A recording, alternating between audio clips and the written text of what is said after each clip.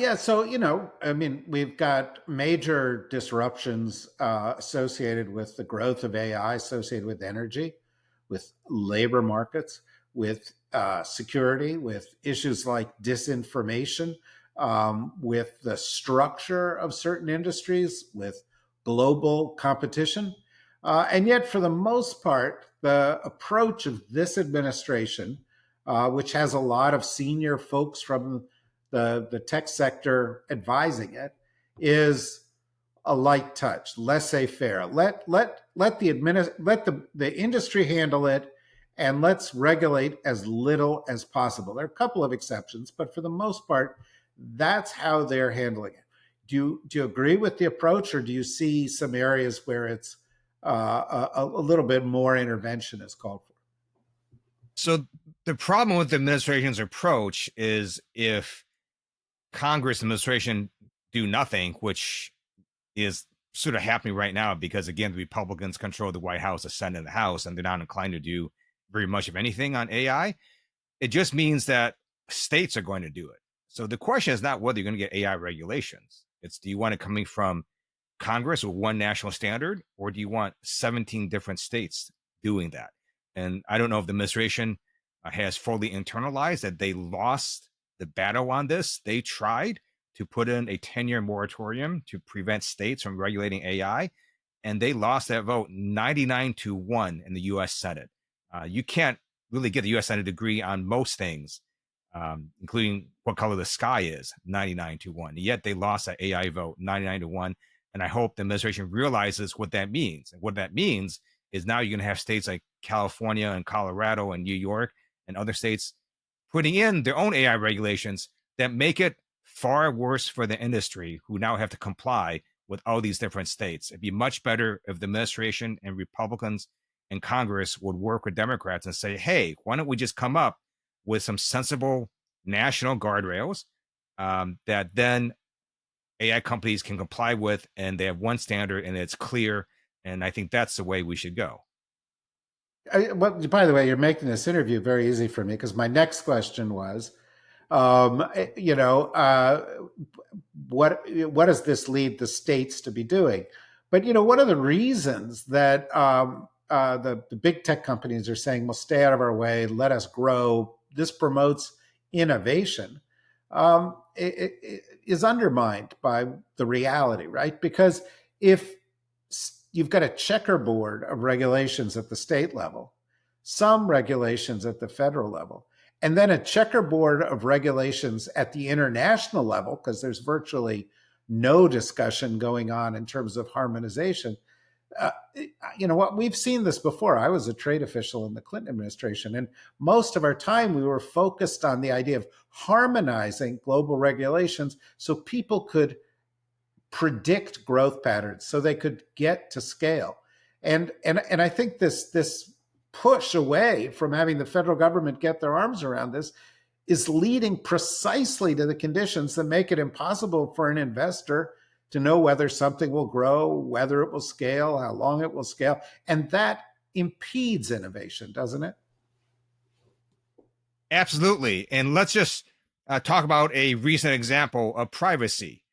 Because Congress and the administration has done very little on privacy, what ended up happening? Well, California came up with a privacy standard. And guess what? A bunch of technology companies follow, because California is, the fourth or fifth largest economy in the world. And then Europe came up with a privacy standard. And a bunch of technology companies followed that too, because Europe is a pretty big market. And so now it's even worse, because now you've got these technology companies having to comply with different privacy standards.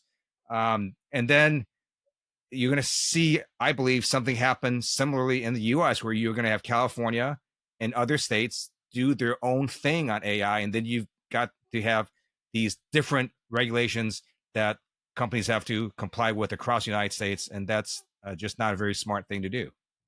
Right. It could be the case in privacy, safety, data sovereignty. I mean, it cuts across many, many areas. So you could end up with something that's, I mean, profoundly complex, right?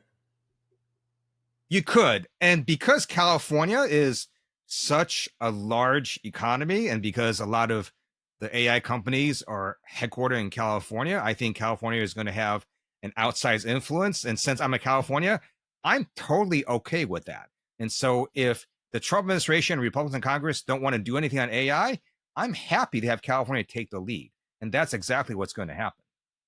No question about that. Well, let me take a dimension of the international side of it.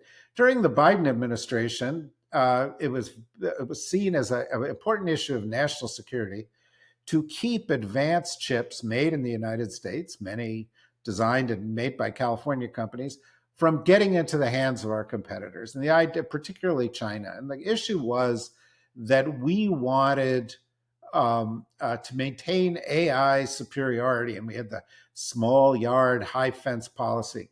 Um, well, that's had some interesting twists and turns since then. And this week, the Chinese government announced its latest 5-year plan.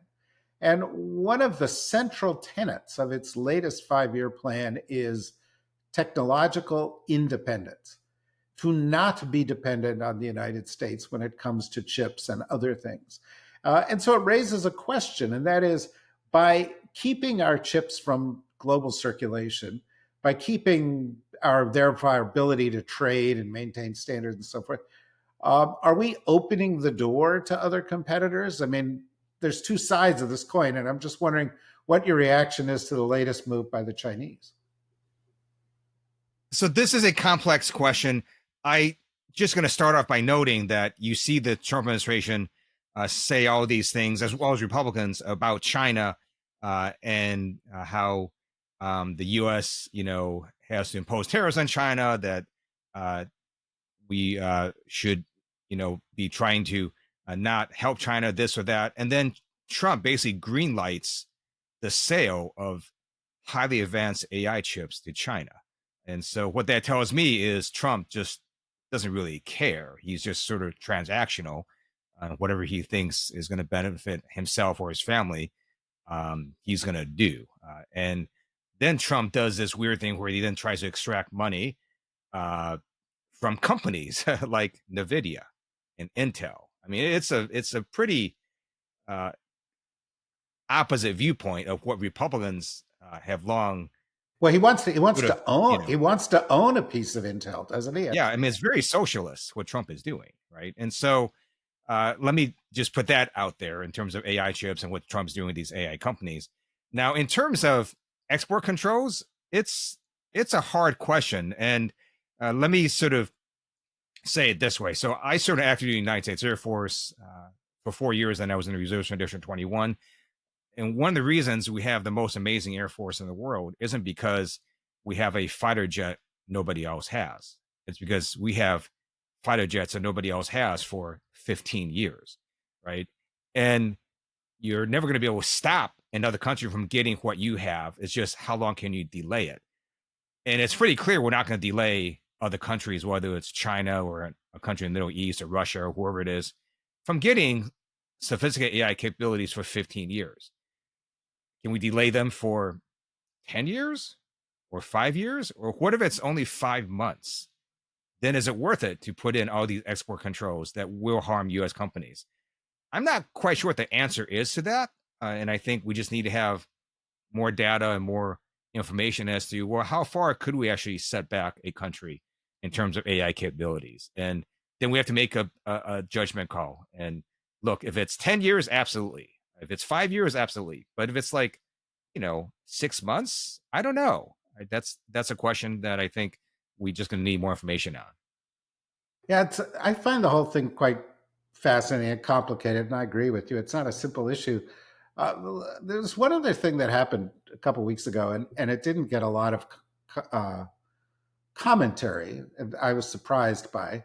The president said that if Taiwan didn't relocate something like 50% of its chip making capacity to the US, we wouldn't defend Taiwan, which struck me as outrageous on 3 or 4 different levels. And I know that not so long ago you were born in Taiwan. I think you left when you were 3 years old.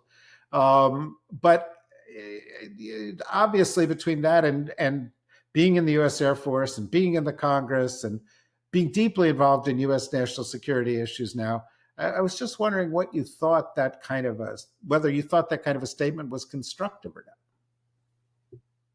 Would say this: I believe Taiwan has exactly the opposite view. I think Taiwan's view is because they make literally 90% of their advanced chips that powers the entire economy. That if they were to not have that, then it'd be less likely that people defend Taiwan. Right? So I think Taiwan has exactly the opposite Right. view of Yeah. Donald Trump. And so people just have to look at those facts and make a judgment decision for themselves. But I'm not going to say Taiwan is wrong in that view.